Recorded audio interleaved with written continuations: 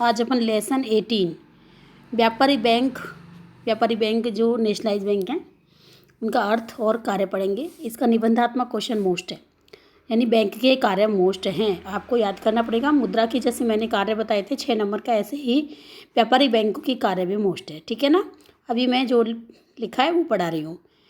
तो बैंक शब्द की उत्पत्ति किस भाषा से हुई है? तो बैंक शब्द की उत्पत्ति इटालियन भाषा के बैंको शब्द से हुई है।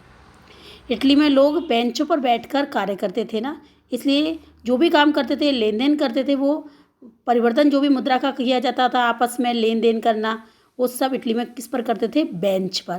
तो इसीलिए इस शब्द की उत्पत्ति किससे हुई है? बैंकों से। और बैंक को इटली में प्रयोग किया जाता था। इटली में लोग बेंच पर बैठ के कार्य करते थे, इसीलिए बैंक शब्द की उत्पत्ति किस भाषा से हुई है? इटालियन। इटली में कौन सी भाषा का प्रयोग होता है? इटालियन से। तो बैंक शब्द की उत्पत्ति इटालियन भाषा के बैंको शब्द से हुई है। इटली में लोग बेंचों पर बैठकर मुद्रा परिवर्तन का कार्य करते थे, ठीक है। नेक्स्ट है, आधुनिक बैंकिंग का विकास कहाँ हुआ? जो अपनी ये बैंक है, आपको पता है 14 नेशनलाइज बैंक हैं। अब तो कई बैंकों को किसी में परिवर्तन कर दिया गया है, जैसे यूनाइटेड बैंक को पंजाब नेशनल बैंक मिला दिया है। कई बैंक हैं जैसे SBI बैंक है, SBI में SBBJ को SBI में मिला दिया गया है। तो इस प्रकार से कुल मिला के ये मान के चलो आप कि व्यापारिक बैंकों की संख्या कितनी थी? पहले तो 20 थी, ठीक है ना, अब कम हो गई है। हमें बैंक की परिभाषा प्रोफेसर किरावथर ने क्या कहा है? बैंक का मतलब क्या है? बैंक का कार्य अन्य लोगों से क्या है? ऋण प्रदान करने, मतलब एक तरह से जमा। बैंकों में क्या होता है, अपन 2 काम करने जाते हैं, एक तो जमा करते हैं और दूसरा क्या लेते हैं? ऋण लेते हैं। तो बैंक का कार्य अन्य लोगों से, तो बैंक अन्य लोग जैसे भुगता होते हैं एक तरह से उनके, तो उनसे क्या ऋण लेकर बदले में अपना ऋण प्रदान करके मुद्रा का निर्माण करते हैं। मतलब समझ में आया? हम लोगों ने, जैसे हम में से किसी ने वो बैंक को क्या किया? जमाएं दी। अपनी जमा जो बचत होती है ना हमारी, हम उसको बैंक में जमा कराने जाते हैं। बैंक ही उसका कुछ % अपने पास रखकर, क्योंकि कभी भी कोई भी ग्राहक अपना पैसा रुपया उधार वापस मांगने आ सकता है, इसलिए उसको चुकाना पड़ेगा। इसलिए उसका कुछ % अपने पास रखकर शेष धन को क्या कर देता है? अन्य लोगों को उधार दे देता है। तो ऋण भी लेता है एक तरह से। जब वो मतलब जनता बैंक में यदि रुपया जमा कराती है तो बैंक ऋणी बन जाता है, ध्यान रखना, क्योंकि ऋणी है वो, कभी भी हम उससे मांग सकते हैं और हम ऋणदाता है। और जब बैंक अन्य किसी को उधार देती है, तो उस समय बैंक कौन होता है? ऋणी होता है, और जनता क्या हो जाती है? बैंक कौन होता है? ऋणदाता, और जनता क्या हो जाती है? ऋणी हो जाती है। मतलब समझ में आया होगा? जब हम रुपया जमा कराते हैं, यानी जनता रुपया जमा कराती है, तो बैंक ऋणी है और जनता जमा करने वाला क्या है? ऋणदाता है। और जब हम उधार लेते हैं, यानी जनता बैंक से उधार लेती है, तो बैंक ऋणी नहीं होकर ऋणदाता होता है, ऋण देने वाला होता है, और जनता कौन होती है? ऋणी हो जाती है, ठीक है ना। तो भारतीय बैंकिंग कंपनी एक्ट 1949 के अनुसार बैंकिंग का तात्पर्य ऋण देने अथवा विनियोजन के लिए जनता का धन जमा करने, जो कि मांगने पर लौटाया जा सके। जो मांगने पर, यानी अभी मैंने बताया ना आपको, बैंकों में जनता जमा करती है, उस अपने जमा धन को कभी भी किसी भी वक्त अपना मांग सकती है। तो यह लिखा है ना, जो कि मांगने पर लौटाया जा सके। चेक, ड्राफ्ट अथवा अन्य प्रकार या आज्ञा द्वारा निकाला जा सकता है। हम किसी भी रूप में, आजकल ATM है अपना, किसी भी द्वारा अपन अपने पैसे को वापस ले सकते हैं, और बैंक कभी लेने से इनकार नहीं करेगा, ठीक है ना। तो बैंक के बारे में आपको बैंक की परिभाषा पता लग गई है। मांग जमाएं किससे कहते हैं? अभी बताया था यहाँ पर मांग जमाएं, एक मांग शब्द आया ना मांगने पर, क्योंकि ग्राहक बैंक के ग्राहक जो भी जिसका खाता होता है बैंक में, तो बैंक का ग्राहक बन जाता है। तो मांग जमाएं वे जमा होती है जो ग्राहक के द्वारा किसी भी समय मांगे जाने पर बैंकों को क्या करनी होती है? अदा करनी पड़ती हैं। यानी कि हम अपने बैंक में रुपया जमा कराने गए, तो अपनी जमा को हम कभी भी मांग सकते हैं। ऐसी जमाओं को ही क्या कहा जाता है? मांग जमाएं कहा जाता है, ठीक है। अब ऐसे ही बैंक में एक ATM चलता है, तो ATM का पूरा नाम क्या है? ऑटोमेटिक टेलर मशीन, ठीक है ना। अब आपको देखो, मैं आपको मुख्य कार्य 5 कार्य हैं जिस वजह से मैं आपको सिर्फ 2 ही कार्य बताऊंगी। व्यापारिक बैंकों की कौन कौन से कार्य, मुख्य कार्य, आपको यदि मुख्य कार्य बोलता है 4 नंबर का क्वेश्चन देता है तब तो आप जमाएं स्वीकार करना और ऋण देना ही लिखना।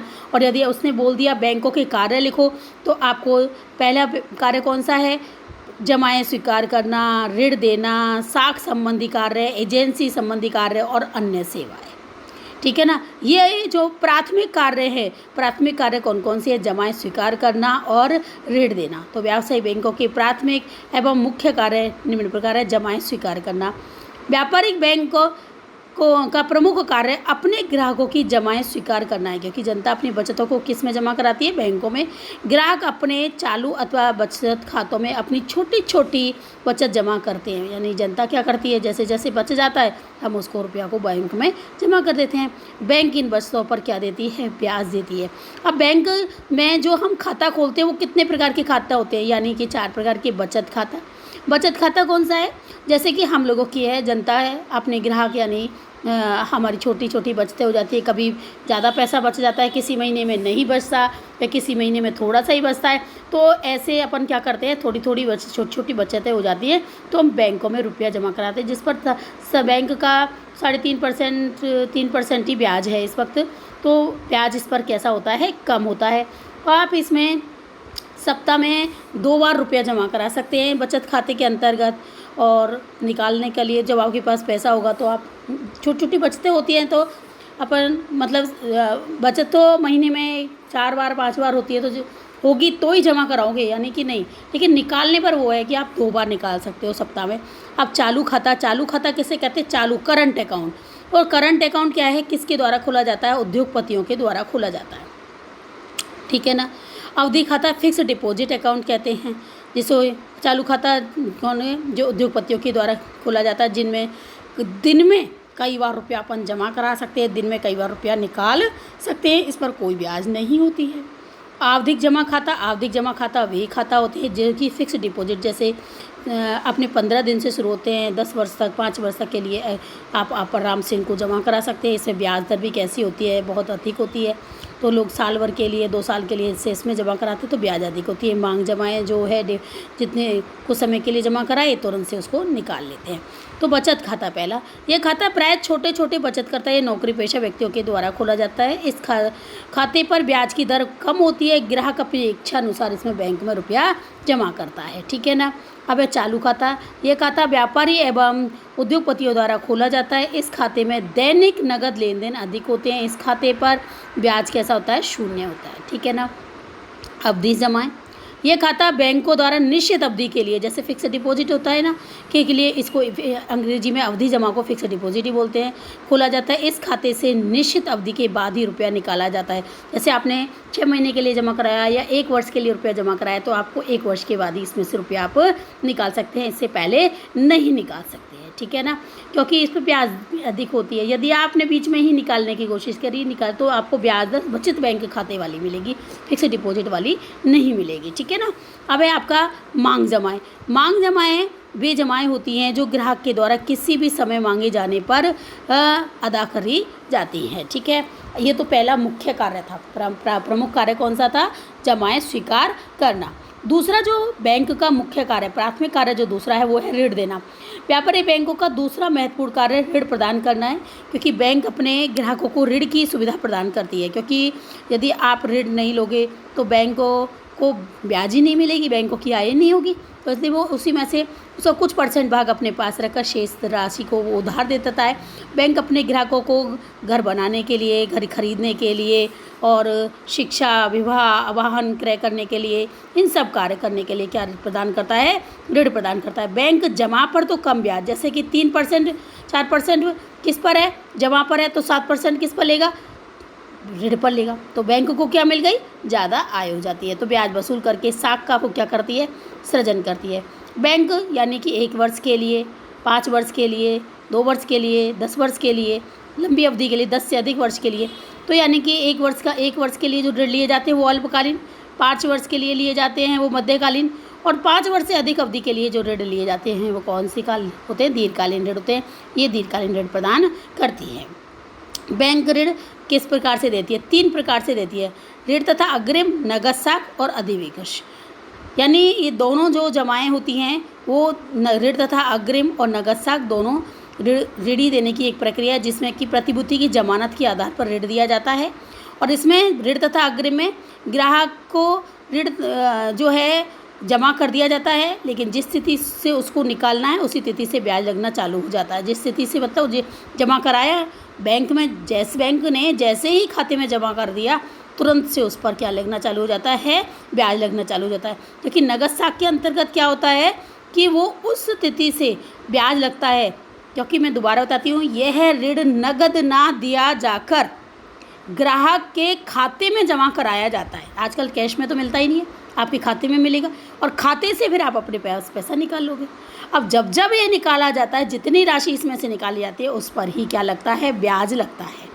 नगद साख में तो ब्याज कब लगेगा, जितनी राशि आप निकालोगे। यानी आपने 2 लाख का ब्याज ऋण लिया, इसमें 50,000 निकाले तो 50,000 रुपये लगेगा, 70,000 निकाले तो 70 रुपये लगेगा, फिर 30 और निकाल लिए तो फिर 1 लाख पर निकल जाएगा।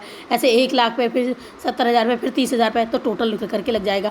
लेकिन ऋण तथा अग्रिम में जैसे ही आपके खाते में जैसे 2 लाख रुपया जमा करा दिया, तो आप चाहे उसमें से निकालो या ना निकालो, आपके खाते पर क्या लगना चालू हो जाएगा, ब्याज लगना चालू हो जाएगा। मतलब ऋण तथा अग्रिम प्रतिभूतियों की जमानत के आधार पर ग्राहक को नगद ना दिया जाकर उसके ग्राहक के खाते में जमा कराया जाता है, और जिस तिथि को ग्राहक के खाते में जमा कर दिया जाता है उसी तिथि से ही ब्याज लगना प्रारंभ हो जाता है। ठीक है ना, ये तो 2 तरह से ऋण हो गया।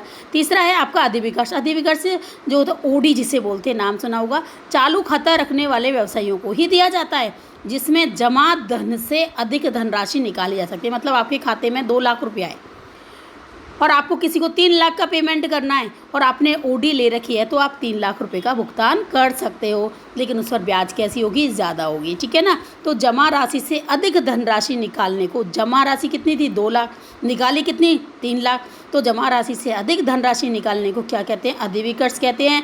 और ये अधिविकर्ष की सुविधा किसको दी जाती है, सिर्फ चालू खाता रखने वाले व्यापारियों को ही दी जाती है। तो मुख्य कार्य कौन कौन से पड़े, जमाएं स्वीकार करना और ऋण प्रदान करना। बाकी का कल पढ़ाऊंगी। ठीक है, ओके।